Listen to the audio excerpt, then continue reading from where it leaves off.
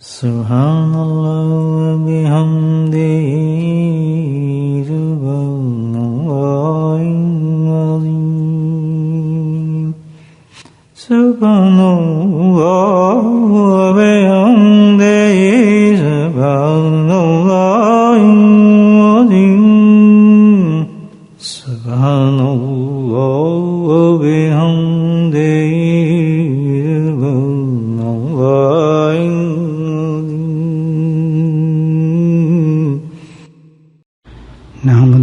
صلی علی رسول الکریم اما بعد قال اللہ تعالی فی قرآن مجید اعوذ باللہ من الشیطان الرجیم بسم اللہ الرحمن الرحیم ان اللہ وملائکته یصلون علی النبی یا ایھا الذین آمنوا صلوا علیہ وسلموا تسلیما اللهم صل على سيدنا مولانا محمد معدن الجود والكرم اللهم صل على سيدنا ومولانا محمد وآله ينفع المرة اللهم صل على سيدنا ومولانا محمد وآله وصحبه وبارك وسلم اما بعد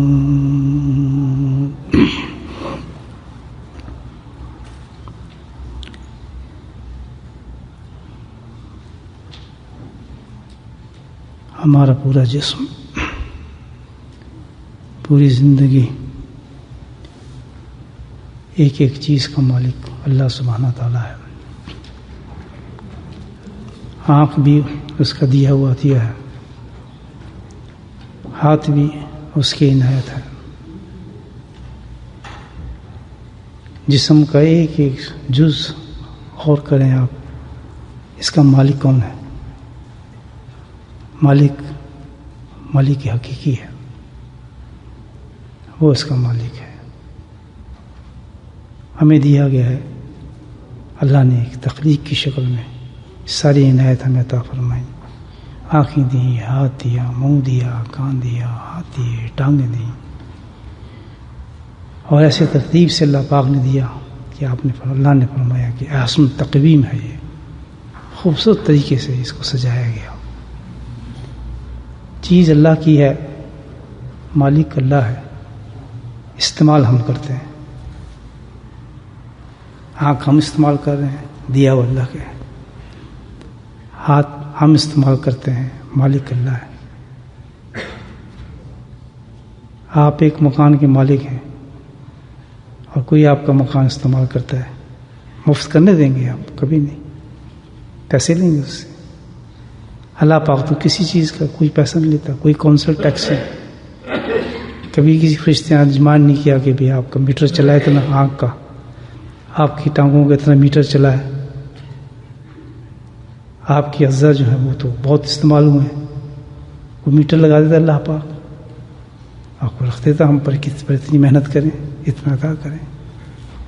سب چیز فری اللہ پاک نے کر دی، اور ہر انسان کے لیے اس میں کوئی تشخیص نہیں اللہ پاک نے رکھی.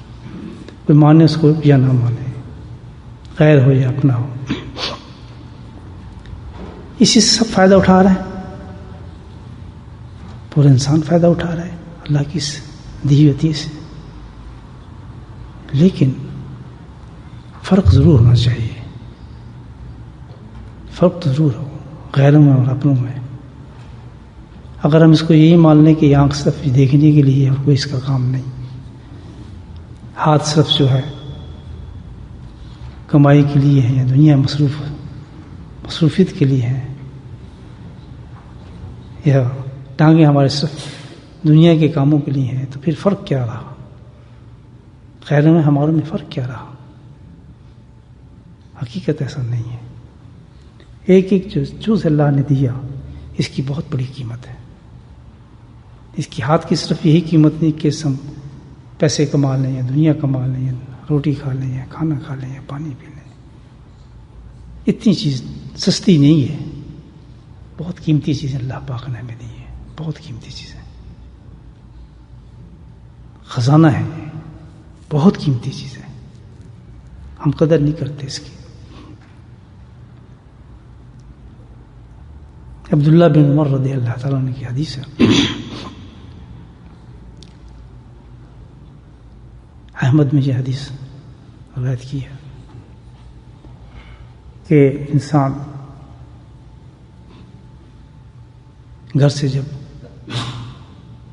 مسجد کی طرف چلتا ہے، قدم بڑھاتا ہے، رائٹ اور لیفٹ کرتا ہے نا، دایاں بایاں پاؤں تو دونوں ہلتے، مشین کی طرح اللہ نے مشین لگائی، استعمال کر رہے ہیں ہم اس کو، تو پھر وہ قدم نہیں رہتے. جب صبح سے کر رہا تھا نا قدموں کو استعمال، باہر جا رہا تھا، اندر جا رہا تھا، دکانوں پہ رہا تھا، گوشت لے رہا تھا، سبزی لے رہا تھا، کام پہ جا رہا تھا، صبح سے لے کے شام تک یہ قدم استعمال ہوئے نا ہمارے، ادھر چلے گئے، ادھر چلے گئے، ادھر بات. جیسے ہی وہ اپنے گھر سے مسجد کی طرف چلا، اس کی حیثیت چینج ہو جاتی ہے قدموں کی. قدم وہی ہیں، جوتا بھی وہی پہنا ہوا ہے، وہی قدم ہے، لیکن اپنے مصرف میں آیا وہ قدم. جیسے ہی اس قدموں کا مسجد کی طرف رخ ہو گیا، وہ قدم مسجد کی طرف چلنے لگے، تو ان کی پوزیشن ڈفرینٹ ہو جاتی ہے، بہت ڈفرینٹ.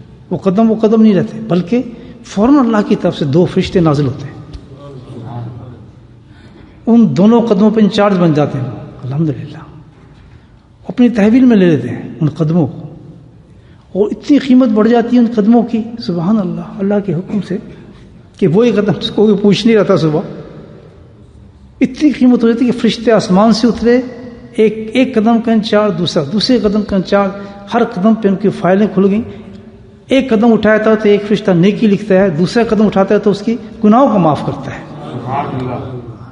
قدم تو وہی ہے. صبح آپ گوشت سے لے رہے تھے، فرق کیا ہوا کہ جب وہ قدم اپنے مصرف پر آیا، اپنی حقیقت پر آیا، یہ قدم تو سارے اٹھا رہے ہیں، لیکن فرق دیکھیں آپ کہ جس وقت وہ مسجد کی طرف چل پڑے، ان کی قیمت ڈفرینٹ، ان کی حیت ڈفرینٹ، ان میں نورانی ڈفرینٹ، ان کی حیثیت مختلف.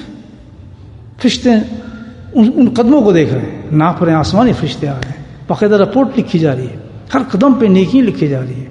اب مسجد 2 میل ہے، 1 میل ہے، آپ حساب لگا لیں کہ اس کا کیا ہے، ان قدموں کی کیا قیمت ہو جائے گی، کس قدر گناہ ختم ہو جائیں گے، اور کتنی نیکیاں اس کی اعمال نامے میں لکھی جائے گی، اس کو پتہ ہی نہیں. سب اس نے تو اپنے رخ کو چینج کیا اپنے قدموں کے. ابھی بھی چل مسجد کی طرف رہا ہے، لیکن احساس یہ کہ قدم وہی قیمتی کہ جس سے میں دکان پہ پیسے کمانے گیا، قدم وہی قیمتی کہ جس سے میں دنیا کی یہ کام میں نے کیا، یا کہ آکشن سے میں نے یہ چیز خرید لی. ابھی بھی ویلیو اس کی ہے. کاش وہ جانتا کہ اس قدم کی ویلیو کتنی جو مسجد کی طرف جو اٹھا رہا ہے. بس چیز سمجھ نہیں آتی، یہ حدیثوں سمجھ آتی چیزیں. وہی قدم بدل گیا، ایک دم اندر آ گیا، اللہ گھر میں آ گیا، روٹین میں اندر آ گیا، مسجد میں داخل ہو گیا، نماز پڑھی، نماز ختم ہوئی، واپسی سفر کیا، پھر وہی کام. وہ کہ آتے میں بھی رحمت اور جاتے میں بھی رحمت، آتے میں بھی کمائی، جاتے میں بھی کمائی، خالی نہیں گیا اس کے قدم. وجہ کیا کہ ان قدموں کا تعلق کس سے ہو گیا تھا؟ اللہ سے ہو گیا تھا. اللہ کے ساتھ وہ قدم تعلق پیدا کر چکے تھے، تو ان کی قیمتیں بڑھنی شروع ہو گئیں. 95% لوگ جو ہیں وہ نماز پڑھتے ہیں، رش کرتے ہیں، بھاگ جاتے ہیں، چلے جاتے ہیں. اتفاق یہ ہے کہ الحمدللہ اس مسجد میں جب آپ آئے، اللہ کو ہماری ادائیں پسند آئیں، آنے کی نیتوں پر، محبتوں پر، دیکھا تو ایک مجلس قائم ہوگی، دینی نسبت سے کوئی مجلس وہاں پہ قائم ہوگی، یا کوئی مجلس چل پڑی دین کی، ایسی مجلس کی جس میں روحانی اور علمی ترقی ہو، اس کو دینی مجلس کہتے ہیں. روحانی بھی ترقی ہو اس میں، اور علمی طور پر بھی ترقی ہو رہی ہو، ایسی کوئی مجلس قائم ہو گئی الحمدللہ. جیسے ابھی آپ آئیں، نماز پڑھی، ایک مجلس مل گئی آپ، یہ دینی مجلس ہے، اس میں علم بھی ہے، عمل بھی ہے، روحانیت بھی ہے، اللہ کی طرف سے مجلس قائم ہو گئی، مزید انعام مل گیا. ہم کو چلو بیٹھ جاتے ہیں تھوڑی دیر، کیا فرق پڑتا ہے، اللہ نے بٹھا دیا ہمیں تھوڑی دیر. 95% جو ہے مسجد سے نکل جاتے ہیں، ان کا کام ختم ہو گیا، نماز پڑھی چلے گئے. کچھ ایسے بھی ہوتے ہیں الحمدللہ کہ وہ ایک اور چیز کو اللہ کی طرف لے جانا چاہتے ہیں، اور وہ کیا چیز ہے؟ نعمت اللہ کی، وقت. پھر اپنے جسم کے تمام اجزاء کو اپنی نفس کے تحت کیا، اور اس وقت کو اللہ کے لیے صرف کر دیا. کہ یار چلو آدھا گھنٹہ ہے، 15 منٹ ہے، 20 منٹ ہے، یہ وقت بھی اللہ ہی کو دے دیتے ہیں. سارا وقت ہم نے دنیا کو دیا ہے، اللہ نے ایک دم اس کی قیمت لکھ دی وقت کی. کیا وقت دیا، آپ بیٹھے یہاں آ کے، کوئی تکلیف ہو رہی ہے؟ کھانے کا ٹائم ہے، کوئی پینے کا ٹائم ہے، کوئی مصیبت ہے، کچھ بھی نہیں. لیکن کیونکہ ایک تھوڑی دیر کے لیے آپ نے دنیا سے اپنے آپ کو ترک کیا، آدھا گھنٹے کے لیے، اور وہ وقت کس کو دے دیا آپ نے؟ اللہ کو دے دیا. جب آپ نے اللہ کو دے دیا تو اللہ نے اس کے جواب میں کیا دیا؟ ابو امامہ رضی اللہ تعالیٰ عنہ، طبرانی کی حدیث پیش کرتا ہوں حدیث کے ساتھ، کہ جب ایسا انسان کوئی ہو جائے کہ اتنا سا وقت، تھوڑا سا وقت دیکھیں، ہم تو اللہ کو دیا، 2 قدم اللہ کو دیے انعام، تھوڑا سا وقت اللہ کو دیا، اس مجلس میں بیٹھے، انعام کیا ملا؟ نبی کریم صلی اللہ علیہ وسلم ارشاد فرماتے ہیں کہ جب وہ شخص چاہتا ہے تو پورے ایک حج کا ثواب اس کو دے دیا جاتا ہے. پورے ایک حج کا ثواب. بہت گناہ گار ہیں، برا حال ہے. اور دیکھیں قیمتیں کیسے لگتی ہیں انسان کی. 1 منٹ پیچھے سوچے تو آدمی کوئی نمازی نہیں ہوگا، کوئی گناہ گار ہوگا، کوئی زانی ہوگا، کوئی شرابی ہوگا، کوئی کس حال میں ہوگا، کوئی کس حال میں ہوگا، کتنی نافرمانی میں ہوگا. لیکن جب وہ یہ چیزیں دیکھتا ہے اس کو پتہ نہیں کیا ہو رہا ہے. الحمدللہ. اور جب اس کا اعمال نامہ کھلے گا اس کو پتہ بھی نہیں ہوگا کہ میں حج کا ثواب کہاں سے آ گیا، میں نے تو حج کیا ہی نہیں. اللہ فرمائے گا تو اتنا سا وقت جو تھا میری خاطر قربان کر دیا تھا. اس مجلس کو تو سمجھتا بھی نہیں تھا مجلس کیا ہے، اس کی حقیقت کیا ہے. اور تو بیٹھ گیا، میں نے تجھے بٹھا دیا، تو نے قدر کی اس وقت کی، اپنے پورے جسم کے اعضاء کو میری طرف منسوب کر دیا، میں نے تجھے حج کا ثواب دے دیا. سبحان اللہ. یہ باللہ خاطر. اور پھر سوچیں آپ، پھر اس مجلس کا ثواب، جس نوعیت کی مجلس ہوگی، جس رنگ کی مجلس ہوگی، اتنا ثواب. اللہ کے نزدیک جو مجالس ہیں وہ تو مختلف پرائے میں، مختلف درجوں پر ہیں، مختلف حیثیت پر ہیں. آؤ دیکھتے ہیں کہ ہمارے ساتھ ابھی یہی واقعہ ہوا ہے، آئے بھی ہیں، اس کا بھی ثواب ملا ہے، تھوڑی دیر رکے ہیں، اس کا بھی ثواب مل گیا، حج کا مل گیا. اب دیکھیں گے مجلس کا کیا ثواب ہے، اس مجلس کا ٹائٹل کیا ہے، اس مجلس کو ہم کیا کہتے ہیں؟ ذکر اللہ. اسی نیت سے بیٹھے ہیں نا کہ ہم اللہ کا ذکر کریں گے. ابو سعید رضی اللہ تعالیٰ عنہ، صحیح ترمذی کی حدیث پیش کرتا ہوں. صحابہ کرام کی مجلس قائم تھی. صحابہ سے کسی صحابی نے عرض کی نبی اکرم صلی اللہ علیہ وسلم سے عجیب سوال کیا.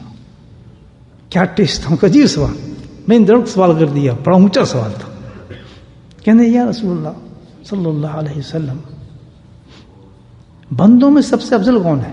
واہ، بندوں میں سب سے افضل کون ہے؟ اور روز قیامت میں اللہ کے نزدیک، روز قیامت میں اللہ کے نزدیک سب سے بہتر کون ہوگا؟ کتنا بلند بازا سوال تھا. سبحان اللہ. افضل اور اللہ کے نزدیک یا اس وقت مل کے روز قیامت میں سب سے بہتر انسان کون ہوگا؟ اللہ کے نبی نے صحابی کو خور سے دیکھا کہ واہ، خوب سوال کیا اس نے بھی. اللہ کے نبی صلی اللہ علیہ وسلم کوئی لمبی تقریر نہیں کرتے تھے کسی جواب پر، مختصر جواب دیتا اور پورا دین اس میں بند ہوتا تھا. مختصر، پورا دین اس میں بند. اب اس سوال ہم سمجھیں کہ ہمارے لیے کہاں کا ہے، واقعی ہمارے لیے کیا گیا ہے کہ ہم سب سے افضل بھی ہو جائیں اور سب سے بہتر بھی ہو جائیں رزق رحمت میں. تو اور کیا چاہیے انسان کو؟ اگر یہ جو عمل نبی کریم صلی اللہ علیہ وسلم ارشاد فرما دیں تو کرنا چاہیے نہیں کرنا چاہیے؟ ظاہر ہے کتنا بڑا سوال ہے، اس کا جواب جو آئے گا سوچیں اس پر جواب پر. کیونکہ جو جواب اللہ کے نبی صلی اللہ علیہ وسلم ارشاد فرمائیں گے وہ تو اسی قیمت کا ہوگا، اسی ویلیو کا ہوگا. بالکل وہی چیز ملے گی، وہ انسان افضل بھی ہوگا اور قیامت میں سب سے بہتر بھی ہوگا. 2 ٹائٹل اللہ کے نبی نے ارشاد فرمایا، اس کا جواب فرما دیا. اللہ اکبر. کہ کثرت سے ذکر کرنے والے مرد اور کثرت سے ذکر کرنے والی عورتیں، اللہ کا ذکر جو کثرت سے کریں گے، مرد ہو یا عورت، اس کا مقام یہ ہے کہ اللہ کے نزدیک سب سے افضل ہے.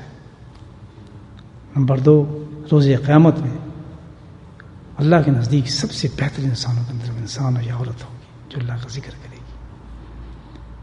تو اب یہ تینوں چیزیں آپ دیکھیں الحمدللہ کس طریقے سے سیکوینس سے اللہ تعالیٰ عطا فرمائیں کہ پہلا ہم نے قدم دی اللہ کو، اللہ کے خاطر قربانی دی تھوڑی سی، اللہ نے اس پہ انعام دیا. ہم نے تھوڑی دیر کے اللہ کو وقت دیا، اللہ نے حج کا انعام عطا فرمایا، ذکر کی مجلس میں بیٹھ گئے، اللہ سبحانہ تعالیٰ نے ہمیں اتنا بڑا اعزاز دیا کہ اگر تم یہ کثرت سے کرتے رہے اور یہی معمول رکھا، آتے رہے اللہ کے ذکر میں بیٹھتے رہے، تو اس کا نام یہ ہوگا کہ تم افضل بھی ہوگے اور اللہ کے نزدیک بہترین بھی ہوگے۔ ان سب چیزوں کو آپ دیکھیے، اس میں کیا ہوا، سب کا تعلق یہ ہے کہ جب ہم نے چھوٹی سی چیز بھی اللہ کے نام پر کر دی، اللہ کے لیے کر دی، اللہ نے فوراً اس کا ہمیں اجر عطا فرما دیا، فوراً اجر عطا فرما دیا۔ چاہیے یہ ہے دوستو کہ زندگی کے کوئی لمحہ بھی ایسا نہ ہو، ہمارا ایک لمحہ بھی ایسا نہ ہو جس کا تعلق اللہ تعالیٰ کے ساتھ نہ ہو، کوئی لمحہ ایسا خالی نہ چھوڑے انسان، کوئی لمحہ۔ سارا لب و لباب میری گفتگو کا عرض کرنے کا یہی ہے کہ کیونکہ اس دنیا کے اندر انسان جو ہے سست ہو جاتا ہے، اصلیت کو بھول جاتا ہے، پریشانیوں میں، مصروفیات میں، ہر چیز سونا بن جائے گی۔ اللہ سبحانہ تعالیٰ نے جو انسان کو پیدا کیا ہے اور اس کے ساتھ ایمان دیا ہے تو بہت قیمتی چیز ہے، قدموں پہ اس نے اللہ پاک نے اتنا نام رکھ دیا۔ بس ایک مصرف انسان بنا لے، ایک قانون بنا لے اپنی زندگی کا کہ ہر چیز کو اللہ کی طرف منسوب کرنا، ہر چیز کو اللہ کی طرف منسوب کرنا کہ یا اللہ یہ تیرے لیے ہے، میں نہ کرتا، صرف تیرے لیے ہے، تیری خاطر میں کر رہا ہوں، ہر چیز وہی انسان کی عبادت بن جاتی ہے۔ ورنہ تو یہ دیکھیں مسجد ہے، ہر چیز تفریح بن سکتی ہے، بیکار بن سکتی ہے، ضائع ہو سکتی ہے، ضائع ہو رہی ہے نہیں ہوتی ہے انسان کی، یہی چیز جو ہے، یہی قدم اگر اس طرف نہ آئے تو ساری زندگی ضائع گئی اس کی، وہ سمجھا ہی نہیں اس قدم کو۔ نبی کریم صلی اللہ علیہ وسلم مسجد میں ایک دفعہ تشریف لائے، یہ مساجد جہاں بھی انسان نہ سمجھے، بے شک مسجد میں بیٹھا ہو یا کسی جگہ ہو، تو آپ نے دیکھا کہ کچھ لوگ ہیں مسجد کے اندر وہ ہنس رہے ہیں، گفتگو کر رہے ہیں اللہ کے گھر کے اندر۔ یعنی جب انسان ضائع کرتا ہے کسی چیز کو تو ہر چیز کو ضائع کر لیتا ہے، جب احساس نہیں ہوتا نا کسی کی قیمت کیا ہے، اس کی وقت کیا ہے، ہمیں احساس نہیں نا ہماری آنکھوں کی کیا قیمت ہے، ہاتھ کی کیا قیمت ہے، زبان کی کیا قیمت ہے، اس جز دین کی کیا قیمت ہے، ہمارا تو دنیا تک محدود ہے اس چیز کو، یہ تو ہر چیز بڑا قیمتی خزانہ ہے، آخرت کا خزانہ ہے۔ تو یہ اللہ کا گھر کتنی بڑی چیز ہے بھائی، کتنی بڑی چیز ہے۔ تو وہاں جو تھے لوگ، تو اس زمانے کی بات ہے، تو آج تو یہ تو بالکل عام بات ہے، بالکل معمولی چیز ہے۔ مساجد کے اندر آپ دیکھ لیں، جہاں مسجد ختم ہوئی ٹولیاں بن جاتی ہیں، انسان باتیں کر رہے ہیں، ہنس رہے ہیں، مذاق کر رہے ہیں، اللہ کا گھر ہی نہیں آتا، چینج ہوتی ساری۔ کیا ہوتا ہے اس کے خیال آپ یہ دیکھ لیں کہ نبی کریم صلی اللہ علیہ وسلم نے دیکھا تو اجتماع پر رک گئے مسجد میں، اور جس طرح آپ نے خاطب ہوئے، یہ آپ کا انداز جو تھا بہت ہی جلالی رنگ کا انداز، اس انداز سے آپ کو چیز فرماتے تھے، رک کر آپ نے فرمایا کہ لوگوں، قسم اس ذات کی جس کے ہاتھ میں قبض قدرت میں میری جان ہے، اس قسم اس طریقے سے انداز فرمایا کہ اگر تمہیں معلوم ہو جائے جو میں جانتا ہوں تم جان لو تو یاد رکھو تم ہنسنا بھول جاؤ اور رونا تمہارا بند ہی نہ ہو۔ حقیقت یہ ہے تمہاری، وہ کیا چیز ہے کہ تم بھولے ہوئے؟ موت۔ اللہ کے نبی نے فرمایا موت، مرنے کا وقت، مرنے کے بعد ہونے کا وقت، حشر کا وقت، قیامت کا وقت، سزاؤں کا وقت، اللہ کے سامنے پیش ہونے کا وقت، کسی وقت انسان کو یاد نہیں۔ جبھی تو ہم مزے کر رہے ہیں، ہنس رہے ہیں، مذاق کر رہے ہیں، احساس ہی کچھ نہیں، مسجد کا احساس ہے۔ اس وقت انسان یہ بھول جاتا ہے کہ ہماری قیمت کیا ہے، ہمارا حاصل کیا ہے۔ ہر وقت انسان کو یاد ہونا چاہیے، ہر وقت اس چیز کا استخار کرے، ہر وقت اپنے ذہن کے اندر بنا کے رکھے، صبح سے لے کے شام تک، کہ کوئی لمحہ بھی ہمارا جو ہے خالی نہیں ہونا چاہیے۔ ہر وقت اللہ کی طرف رجوع انسان کا رہنا چاہیے۔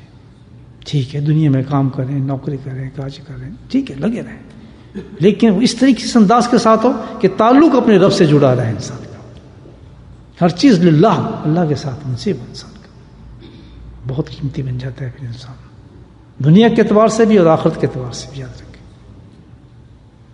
تو اللہ سبحانہ تعالیٰ نے توفیق نصیب فرمائے۔ کہ ذکر کی مجلس جیسے میں نے عرض کیا آپ کو بہت قیمتی چیز ہے، جس میں جو ہے کہ آپ زیادہ سے زیادہ شامل ہونے کی کوشش کریں، کیونکہ یہ وقت کس کو دے رہے ہیں آپ؟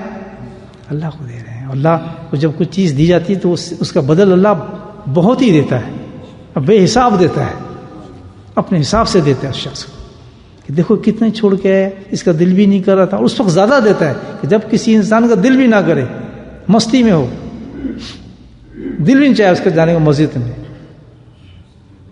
جائے، نہ جانا بھی نہ چاہے بالکل بھی، اس کو شوق ہی نہ ہو اس کے اندر، لیکن پھر سب کچھ چھوڑ کے چلو پہنچ ہی جاتے ہیں، اس پر اللہ تعالیٰ بہت خوش ہوتے ہیں، اس کو زیادہ انعام دیتے ہیں.